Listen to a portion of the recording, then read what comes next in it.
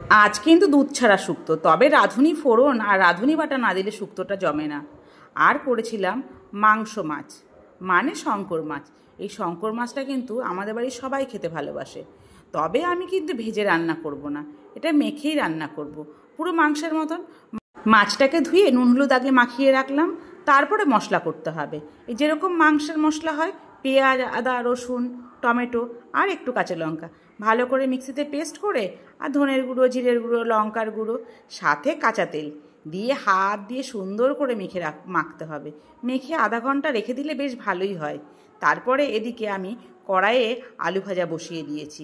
আলুটা ভাজার পরে ওই আলু ভাজা তেলে গোটা গরম মশলা ফোড়ন আর তেজপাতা, ফোড়নটা যেই হয়ে গেছে তখনই মাখা মাছগুলোকে দিয়ে হালকা হাতে বেশ করে কষাতে হবে।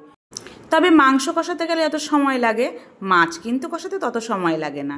বেশ তেলটা ছেড়ে দিলে পরে ওই যে থালার মধ্যে একটু মশলা ছিল, সেটা কি ফেলে দেওয়া যায়? ওই থালাটা ধুয়ে জল দিয়ে দিলাম, আর একটু জল দিয়ে দিয়েছি, কারণ ঝোলটা তো করতে হবে আর মাছটা ভালো করে সেদ্ধ হতে হবে। ঝোলটা যেই ফুটে উঠেছে, আলুগুলো দিয়ে ব্যাস কিছু কাঁচা লঙ্কা দিলাম, কারণ আমার একটু ঝাল ঝাল বেশ পছন্দ হয়। নামানোর আগে একটু গরম মশলা, ব্যাস। খেতে কিন্তু দুর্দান্ত হয়েছিল। আর এই যে দুপুরের পাতে এরকম মাংস মাছ হলে পুরো জমে যায়। আর এদিকে রয়েছে একটু আলু ভাজা। হয়ে গেছে, এবার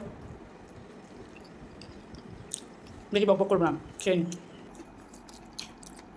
দারুণ হয়েছে।